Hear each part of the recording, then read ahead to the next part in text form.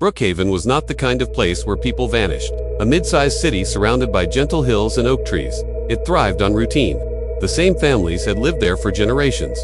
The same businesses lined the main street, and scandal rarely made it past whispers. That's why, when Marina Cole disappeared in the autumn of 2019, the shock was immediate and suffocating. What followed would fracture friendships, split families down the middle, and put Brookhaven on every major news network in the country.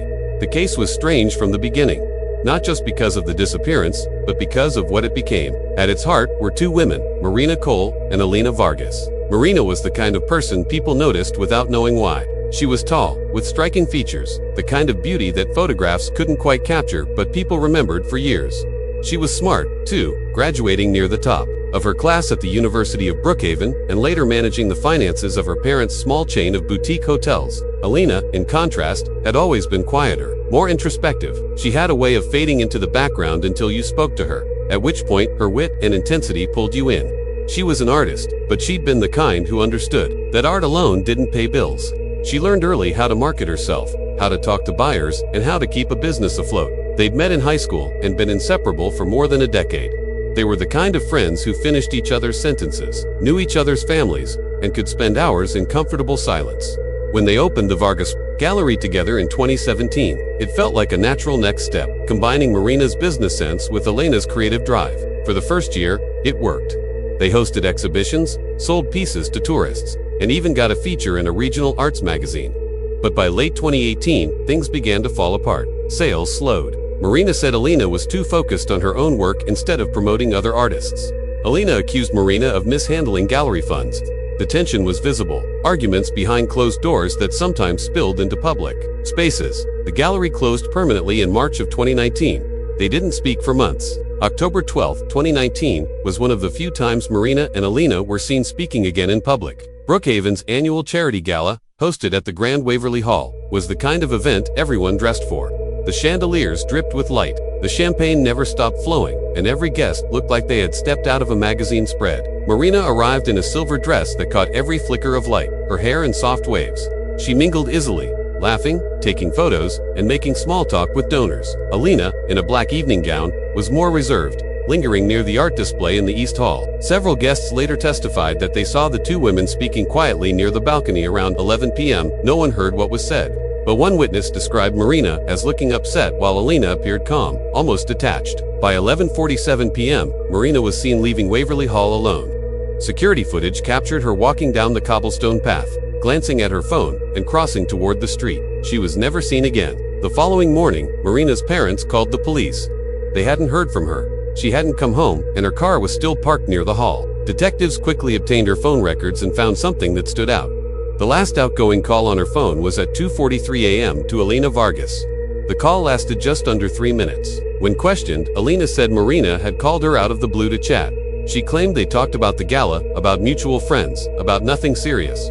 She told detectives she had been at home the entire night after the gala and hadn't seen Marina since they'd spoken briefly at the event. Detective Harper, who led the investigation, later said something about Elena's manner struck him as unusual.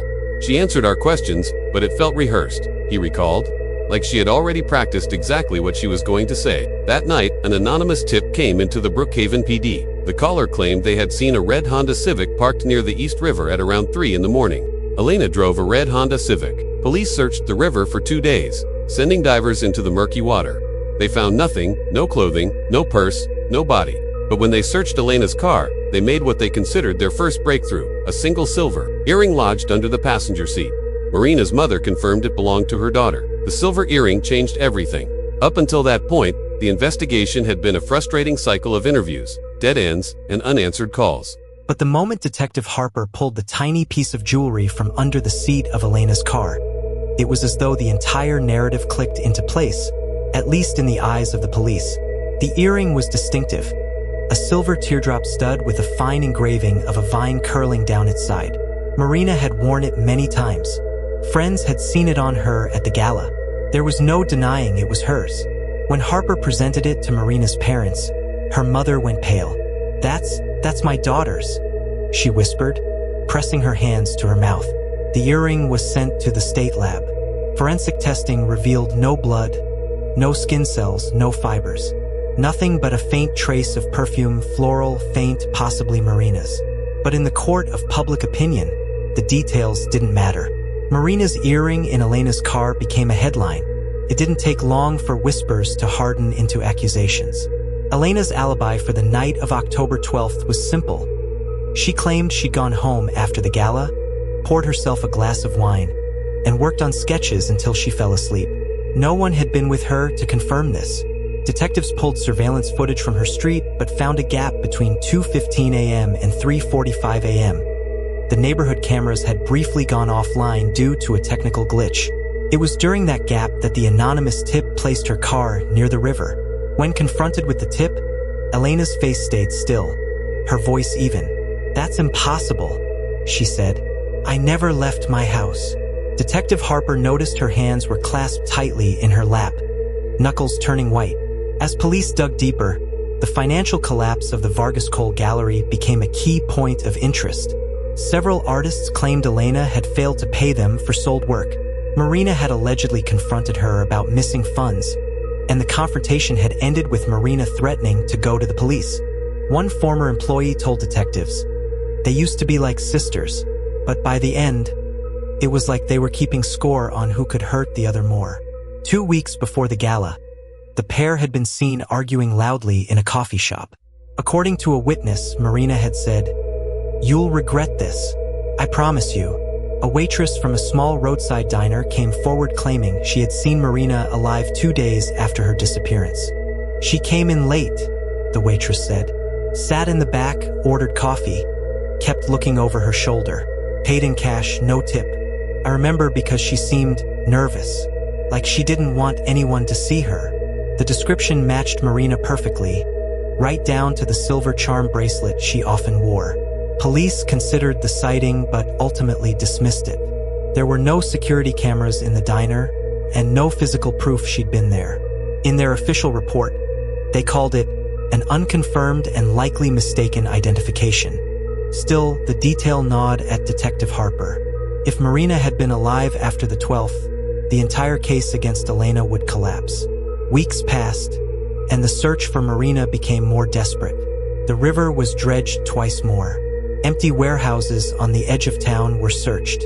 Canine units combed nearby woods. The absence of a body began to work against Elena. Prosecutors argued it was proof of her cunning, that she had disposed of the body so well it could never be found. They painted her as calculated, cold, methodical. The district attorney, in a press conference, said, "The lack of a body does not mean the lack of a crime." For the first time, Brookhaven's quiet streets were lined with protesters, some demanding justice for Marina, others holding signs that read, "Free Elena," and "No body, no proof." The air felt charged, like a storm was about to break. By the time the trial began in late February 2020, Brookhaven was already split down the middle. On one side were Marina's family and friends, convinced Elena had killed her. On the other side were Elena's supporters, who believed she was the victim of a case built on nothing but gossip and a single piece of jewelry. Inside the courtroom, the atmosphere was tense. Reporters filled the gallery, their pens scratching across notepads. Every seat was taken. Even the hallway outside was crowded with people hoping to catch a glimpse of the woman at the center of it all. The prosecution's opening statement was direct and damning. They painted Elena as a woman consumed by resentment over the failed gallery and Marina's threats to expose her. They called the earring the silent witness, proof Marina had been in Elena's car that night, and, they argued, proof she never left it alive. They leaned heavily on the anonymous tip about the red Honda near the river, suggesting Elena had driven there to dump Marina's body. They framed the absence of a body as a sign of her intelligence and planning. The defense struck back, calling the case a story stitched together with holes. They pointed out that there was no forensic evidence of a struggle in Elena's car, no proof that the earring hadn't been there for months. They reminded the jury of the diner sighting and of Marina's reputation for sudden disappearances when she wanted to avoid confrontation. Still, the waitress who claimed to have seen Marina was shaky on the stand.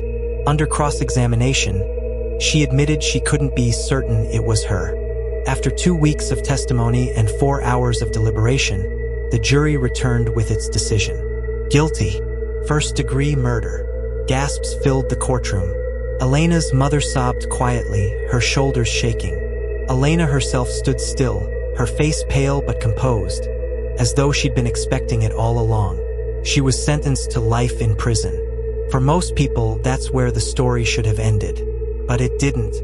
2 months into Elena's sentence, a small podcast called Behind the Tape aired an episode that would blow the case wide open. Host Gabe Rayner had been following the trial from the start, but unlike most reporters, he wasn't convinced. In his episode, he questioned why the prosecution had ignored the diner sighting and why no effort had been made to trace the anonymous tipster. Then he dropped a bombshell.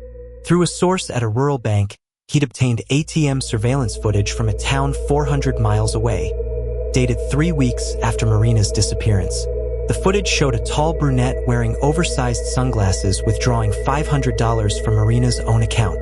The image was grainy, but her mannerisms, the way she tucked her hair behind her ear, the slight tilt of her head were uncanny. Within hours of the episode's release, the footage had been shared thousands of times. TikTok users slowed it down, comparing the woman's movements to Marina's old Instagram videos. YouTube sleuths dissected every frame, pointing out a faint birthmark on her neck that matched Marina's. Then came the audio leak.